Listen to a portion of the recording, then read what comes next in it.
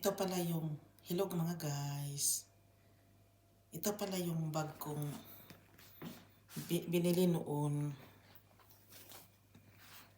ng hobby ko na made in Philippines. Pilipino yung tatak niya. Yung ganda niya. Napaka durable niya. Ito pala yung made in Philippines na bag ko na pinili ko from Philippines. Di ba guys, maganda siya. Nakalimutan kong isabi sa inyo na this bag is from Philippines.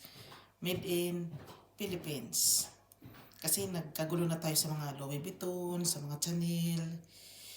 Pero yung sarili nating produkto, di man lang natin mai-proud. Pero ako, ito na talaga. Made in Philippines na bag. Ito talaga. Diba? Marami sa atin to.